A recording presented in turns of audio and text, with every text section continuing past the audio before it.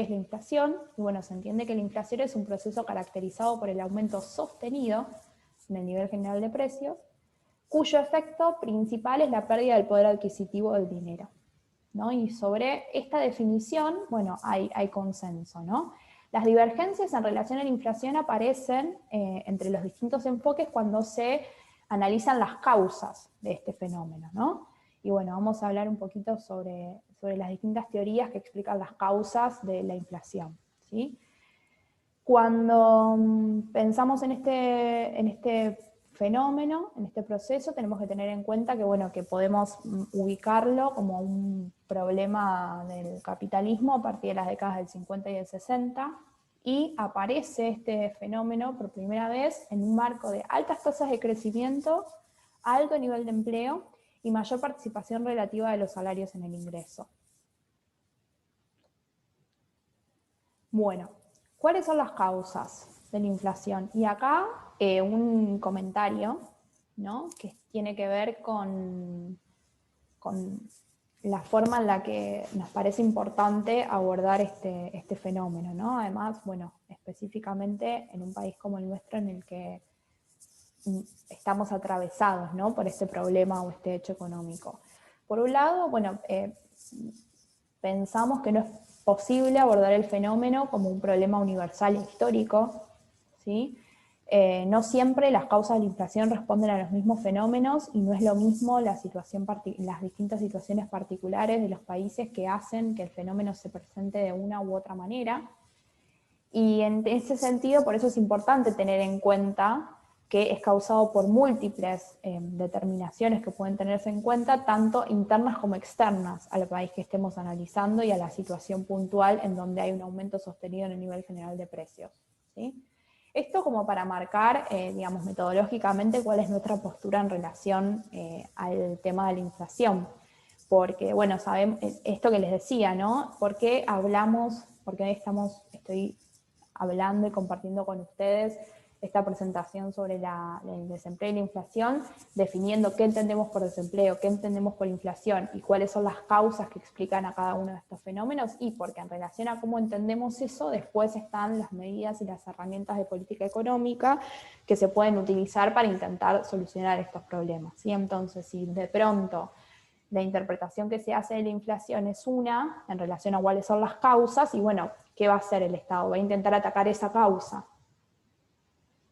Mientras que quizás esa no es la única causa, o sea, quizás es la que está prevaleciendo en ese momento que estamos analizando, pero no es la única causa. Entonces, de pronto, no es que desaparece el problema de la inflación, sino que, bueno, se atenúa, pero no desaparece, ¿no? Mientras que sí, en otro momento interpretamos que las causas de la inflación son otras, y bueno, otras serán las medidas de política económica que se van a implementar para tratar de superar este problema económico, ¿sí? Bueno, en relación a las teorías, vamos a ver que en los manuales aparecen tres tipos de teorías sobre la inflación. Por un lado tenemos la inflación por demanda, ¿sí? Este gráfico, nada, simplemente como para ponerlos un poco en tema, bueno, gráficamente, que implica que haya inflación, ¿no? Entonces, en un gráfico de oferta y demanda agregada, fíjense que acá la oferta, que es lo que está en rojo, le falta el OA, la oferta agregada tiene pendiente vertical, ¿sí? Es decir, es inelástica. Y esto es porque en el modelo clásico de equilibrio general macroeconómico, la oferta justamente es inelástica, ¿sí? Porque el producto se entiende que la economía siempre funciona en equilibrio. Como siempre la economía funciona en equilibrio, y entonces, bueno, también, por ejemplo, se entiende en relación al desempleo. El desempleo es voluntario y friccional, que dura un corto periodo de tiempo, no suele haber problemas ni de oferta ni de demanda, porque se solucionan ajustándose los precios. Bueno, lo mismo se lleva al análisis del general, ¿no? Entonces, la oferta siempre es la oferta, es la máxima cantidad ofrecida que puede ofrecer esa economía, dado sus recursos, ¿no? Dado su tierra, su capital y su trabajo, utilizados plenamente. Entonces, si la economía se encuentra en un equilibrio en donde hay una intersección entre la oferta agregada y la demanda agregada, se establece ingreso, un producto de equilibrio, a un determinado nivel general de precios, ¿no? Es la intersección de la curva roja con la primera curva de demanda agregada, ¿sí? Entonces el ingreso coincide con el producto potencial o el producto de pleno empleo de los factores de la producción a un determinado nivel general de precios. Entonces, si la economía funciona en ese producto potencial, luego si hay una expansión de la demanda, eso necesariamente lleva a que haya un aumento en el nivel general de precios, ¿no?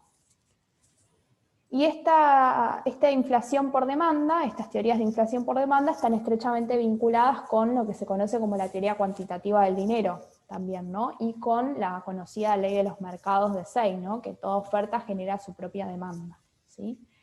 Entonces, ¿qué establece esta inflación por demanda? Quizás les suene conocida la forma en la que se expresa. Bueno, aparece esta igualdad, ¿no? Donde dice que la cantidad de dinero, M, por la velocidad de circulación de ese dinero, V, es igual al nivel general de precios por el producto.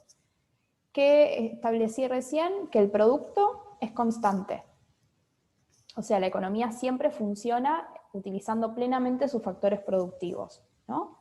Por eso la curva de oferta es de alguna manera inelástica, ¿sí? Y B es constante. ¿Y qué es B? B es la velocidad de circulación del dinero. Acá se tiene una idea de que el dinero es solamente un medio de cambio. Es decir, el dinero no se atesora, el dinero no sirve para pagar nada en términos diferidos para especular o para pagar diferido en el mercado mundial, sino que simplemente se utiliza para hacer transacciones de compra-venta en el mercado, ¿sí? Tiene únicamente esa función, no cumple ninguna de las otras funciones que quizás pudimos haber establecido del dinero. Entonces, si la velocidad de circulación y el producto que está en pleno empleo son constantes, se establece esa relación de que M, es decir, la cantidad de dinero, es igual al nivel general de precios. Y rápidamente, esta teoría, cuando se define, lo que se llega a la conclusión es de que ¿cuándo aumenta el nivel general de precios? Cuando aumenta M. Es decir, a mayor cantidad de dinero, a mayor oferta de dinero, a mayor emisión monetaria, mayor inflación, ¿no? Esta es la idea que hay detrás de esta inflación por demanda, ¿no? Que es la decisión del Banco Central de aumentar la emisión monetaria la que termina conduciendo a que aumente el nivel general de precios. ¿Qué es lo que veíamos gráficamente? ¿Sí? Fíjense que acá, si aumenta la demanda, o sea, ¿por qué aumenta la demanda acá? Aumenta la demanda porque aumenta la cantidad de dinero aumenta para responder a la demanda, ¿sí? A un aumento de demanda que implica mayores transacciones, ¿no? Entonces, cuando aumenta la demanda, o sea, cuando aumenta algunos de los componentes de la demanda, el consumo, la inversión, el gasto público, las importaciones, eso redunda en que, en que el Banco Central decide aumentar la cantidad de dinero, porque el dinero sirve justamente para que haya mayor cantidad de transacciones. Si el producto está en pleno empleo y la velocidad de circulación del dinero se mantiene constante, bueno, ese mayor dinero que se inyecta en la economía redunda en que aumentan los precios a nivel general. Entonces, mayor dinero implican mayor nivel general de precios, ¿sí? Y de ahí surge la inflación. En el libro T en lugar de I, ¿sería lo mismo? Sí, supongo que lo hace en relación a los impuestos. T es impuesto. Déjame que lo vea, pero en principio sí, esta es la fórmula general que describe a la inflación por demanda. Avanzamos con la inflación por oferta. Acá, en la inflación por oferta, la podemos vincular a miradas más heterodoxas, vinculadas a la crítica keynesiana, al equilibrio general clásico. Fíjense que acá la oferta agregada tiene pendiente positiva. Es decir, esto implica que no siempre el producto o la oferta está implicando plena utilización de los factores de la producción, ¿sí? Puede suceder algunos casos en donde, bueno, se estén subutilizando o los mercados sean imperfectos y eso redunde en que no haya una vuelta al equilibrio, ¿sí? Como sucedía y establecía la visión clásica del equilibrio. ahí está la crítica keynesiana. Entonces, ¿cuándo aparece la inflación acá? Y bueno, fíjense, la economía funciona a un nivel general de precios y a un producto. Si se contrae la oferta, que tenemos un nuevo equilibrio en el que el nivel general de precios aumentó y el producto disminuyó. O sea que acá estamos en una situación de recesión, donde tenemos menos generación de riqueza, menos producto, a un mayor nivel general de precios. ¿Sí? Y acá dentro de lo que se entiende como inflación por oferta aparecen varias explicaciones de la contracción de la oferta, ¿sí? De la contracción del producto. Tenemos la inflación estructural, las teorías de inflación monopolística, la inflación importada, la salarial y la sociológica.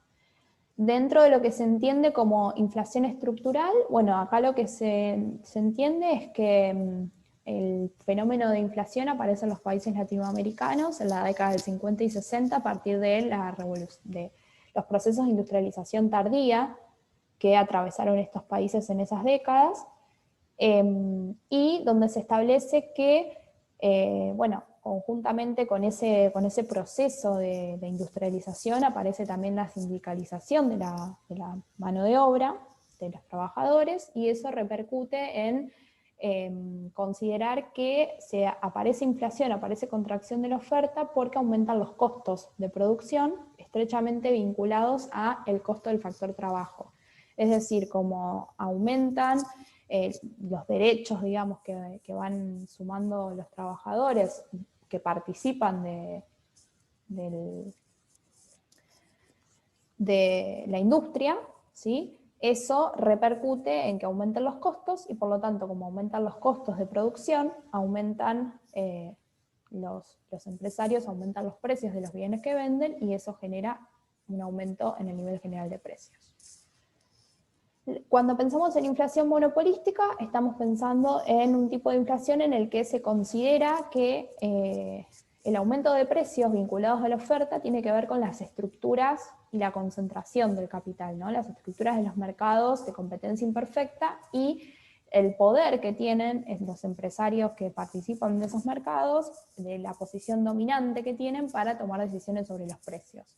Entonces, acá se hace hincapié en eso, ¿no? En las estructuras oligopólicas, monopólicas, en la característica de que la oferta está concentrada en muy pocas manos y entonces eso permite a las empresas tener un control sobre los precios.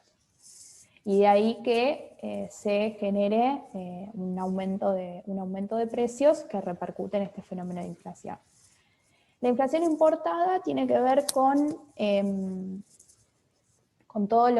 la vinculación de una economía con el resto de las economías del mundo, ¿no? Entonces acá pensamos que si cambia el tipo de cambio o aumenta el precio de los productos o de materias primas que se importen desde el exterior, eso necesariamente implica aumento de costos y por lo tanto implica que aumenten los precios de los bienes y servicios.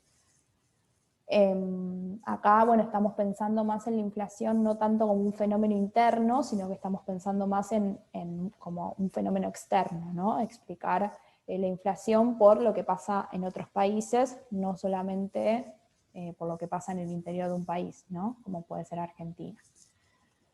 Ya cuando pensamos en la inflación salarial y sociológica, acá estamos pensando en explicaciones de la inflación que exceden a la caracterización meramente económica de este proceso, de este fenómeno, y bueno, y entramos en la cuestión de pensar en inflación, pensar en cómo se determinan los precios de todos los bienes y servicios de la economía en relación a la puja distributiva, ¿no? A cómo se distribuye la riqueza entre las distintas clases sociales, y en este sentido, por ejemplo, la inflación sociológica considera que las pujas que se dan por el poder entre los distintos grupos sociales es lo que termina conduciendo a un aumento relativo de algunos precios por sobre otros que genera inflación, que contrae la oferta y genera inflación, ¿sí?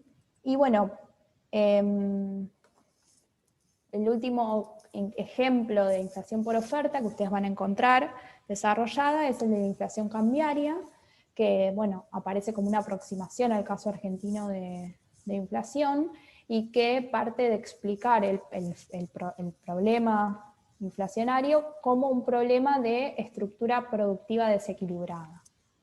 Esto significa que, dada la característica de la estructura productiva del país, se puede explicar este problema de aumento sistemático sostenido en el tiempo del nivel general de precios. ¿Por qué? Bueno, porque se establece, digamos, una economía como dual, en donde aparecen se pueden caracterizar a dos sectores dentro del entramado productivo. Un sector primario, que es tomador de precios internacionales, que compite en el mercado mundial, ¿sí? Que se vincula con el mercado internacional a través de la exportación, y que además es el que aporta justamente las divisas que el país necesita para desarrollarse, ¿no? Porque las divisas son moneda extranjera, ¿sí? Dólares que se necesitan después para la compra de materias primas, por ejemplo, o tecnología o maquinaria que se va a seguir utilizando para aumentar la capacidad productiva del país, ¿no? Entonces, este sector primario aporta divisas, y por otro lado se puede establecer que la existencia de un sector industrial que es formador de precios locales. ¿Y por qué es formador de precios locales? Y porque es un sector que básicamente no compite en el mercado mundial, ¿sí? La industria de los países latinoamericanos y de Argentina también en particular, no es una industria que está desarrollada pensando en la exportación de lo que produce, sino que produce para abastecer el mercado interno, ¿no? O el mercado al menos del Mercosur. Entonces, en ese sentido, es formador de precios locales, ¿no? Como se producen bienes y servicios que circulan al interior del país, bueno, los precios de alguna manera se forman en relación a lo que pasa en el sector industrial que produce todos esos bienes y servicios. Lo que sucede es que, bueno, dada la característica dependiente del sector industrial, el sector industrial parte de lo que produce, o sea, si bien produce localmente, necesita permanentemente de materias primas y de insumos importados. Entonces esto hace que si haya, o sea, que el tipo de cambio, la relación entre el dinero, entre el peso argentino y la moneda de referencia internacional, en general el dólar, cambia, no lo hace en relación, o sea, cuando hablamos de devaluación del dólar o revaluación, del peso, perdón, no lo hace en relación al sector industrial, sino que la devaluación se hace en relación al sector primario. Y eso genera, digamos, como cuellos de botella en la oferta que hacen que el sector industrial vea que permanentemente sus costos están siendo aumentados, ¿sí? Al sector primario le conviene un tipo de cambio alto porque eso significa que por cada dólar que recibe va a tener más pesos. Sin embargo, el sector industrial, cada vez que hay una devaluación de la moneda local, lo que ve es que están aumentando sus costos, ¿no? Porque como parte de los componentes que necesita para producir, parte de las materias primas y de los insumos son importados, cada vez que hay una devaluación del tipo de cambio local, eso repercute necesariamente en que aumentan sus costos y por lo tanto aumentan los precios. Y ahí se genera inflación. Si el sector industrial ve que aumentan sus costos y aumentan sus precios y es el formador de los precios locales, aparece este fenómeno inflacionario. ¿A qué responde este fenómeno inflacionario? Justamente esta estructura productiva desequilibrada, ¿no? Y a esta convivencia entre dos sectores, uno que se vincula con el mercado mundial y otro que se utiliza para abastecer el mercado interno, pero que necesita también del mercado mundial, porque es del mercado mundial de donde extrae las materias primas y los insumos necesarios para producir, ¿no? Sin embargo, digamos, ¿cuál es la puja acá entre estos dos sectores? Y que mientras el sector primario es el sector productivo, el sector que aporta las divisas, que es el tomador de los precios internacionales, es también, por otro lado, un sector que es más intensivo en capital y en tierra que en trabajo, ¿no? Entonces no genera los efectos distributivos deseados en términos de empleo. Es el sector industrial el que, de alguna manera, formando los precios locales y abasteciendo el mercado interno de gran parte de los bienes y servicios, genera también en ese encadenamiento puestos de trabajo que permiten de alguna manera también que seguir expandiendo el sector industrial interno como ese medio para crear los bienes y servicios que consumimos diariamente, mientras que genera este incentivo positivo de generar empleo. Entonces, bueno, estos son los casos de inflación por oferta, y un último caso que aparece en los manuales es el caso de la inflación por expectativas. La inflación por expectativas, como ustedes pueden ver gráficamente, es una combinación de ambas inflaciones. Estamos hablando tanto de inflación por tanto una expansión de la demanda como una contracción de la oferta, ¿no? Y eso conduce a que, fíjense, el nuevo equilibrio está, el producto está en el mismo lugar, o sea, no hay cambio de producto, no hay cambio en el producto, no hay un cambio real en la economía, solamente lo que se visualiza frente a esta expansión de la demanda y contracción de la oferta es que aumenta el nivel general de precios, ¿no? Y esto es la teoría que explica a la inflación por expectativas, es la teoría de inflación inercial, ¿no? Esta cuestión de que hay una combinación de ambos factores que hacen que los precios aumenten, no solamente pensando en el pasado, sino que las expectativas son alcistas en el futuro, ¿no? Entonces por ahí muchos contratos que se firman y que se establecen en la economía están indexados por inflación, ¿no? Si pensamos acá, por ejemplo, en el caso de los contratos de alquiler, uno cuando va a firmar un contrato de alquiler, ya el contrato de alquiler da por sentado que va a haber un aumento de precios, ¿no? Si bien se fija y se pauta, y a veces el aumento de precios puede al final de año haber sido mayor o menor a ese aumento del alquiler, bueno, finalmente lo que se está considerando es que va a haber inflación, y como va a haber inflación, bueno, tiene que el resto de los precios acompañar a ese proceso inflacionario, ¿sí?